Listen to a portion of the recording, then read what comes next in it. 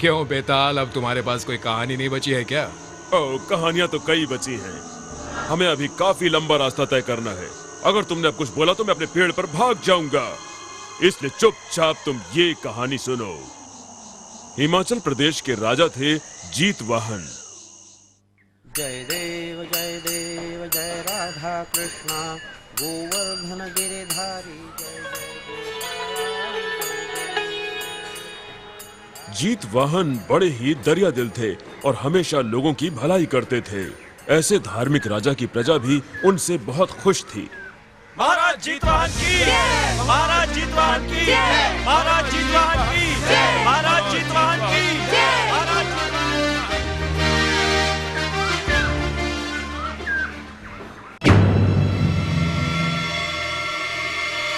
लेकिन उनका इकलौता बेटा अग्निवाहन हर तरह की बुरी आदतों का शिकार था। वो शराब पीता था और जुआ भी खेलता था। उसे अपने पिता की नेकी से नफरत थी और वो अपनी प्रजा को अछूत समझता था। एक दिन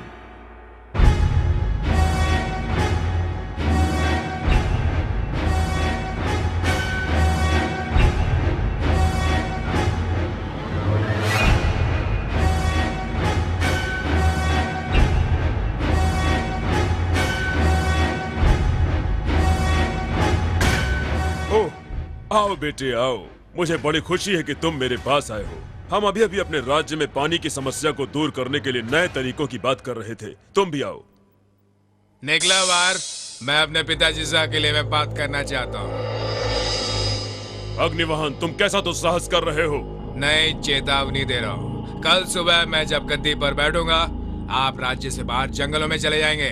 अगर आपने या किसी और ने मुझे रोकने की कोशिश की तो वो मेरे हाथों बेमौत मारा जाएगा।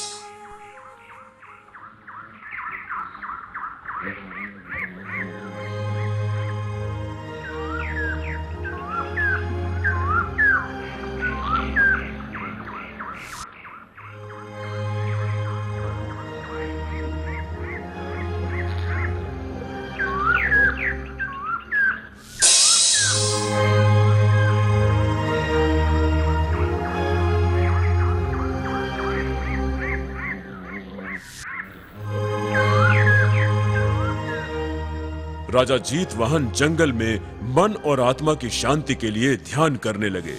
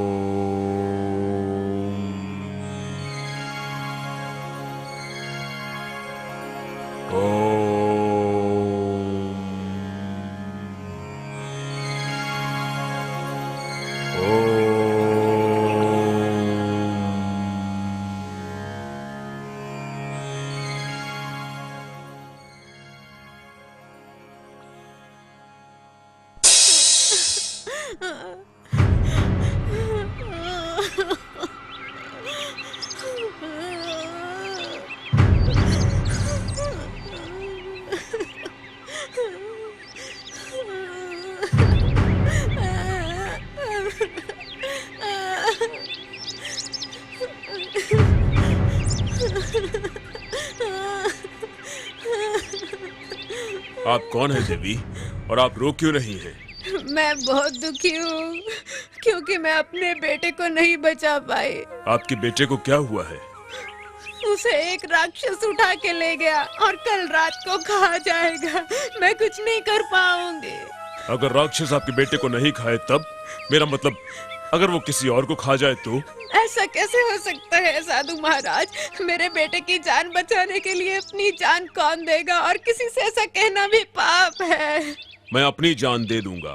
कल जब राक्षस आएगा तब मैं उसके साथ जाकर आपके बेटे को बचा लूंगा। राक्षस मुझे खा जाएगा और आपका बेटा आपको मिल जाएगा। ये आप क्या कह रहे हैं साधु महाराज? मैं अपने बेटे की जान बचाने के लिए आपकी जान नहीं ले सकती। नहीं, ये तो बहुत बुरा होगा। आप हमें हमारे नसीब पर छोड़ दीजिए।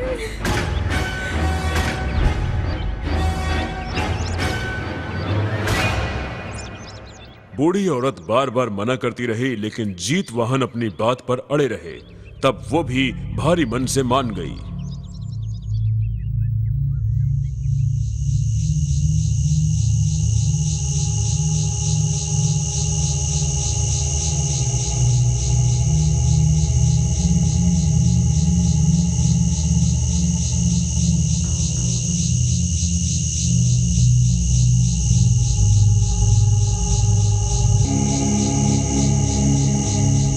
हे भगवान, मैं जीवन मृत्यु के चक्कर से छुटकारा चाहता हूँ।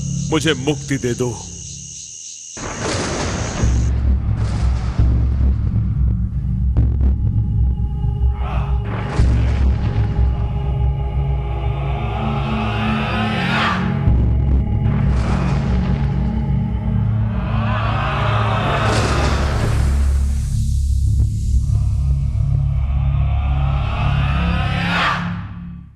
अब तुम बताओ विक्रम कि तुम जीतवाहन की कुर्बानी के बारे में क्या कहते हो?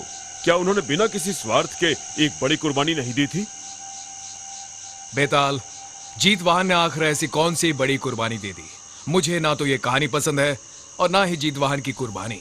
दरअसल उसने तो कुर्बानी दी ही नहीं थी। ये क्या कह रहे हो? अगर ये कुर्बानी नहीं थी तो फिर क्या थी?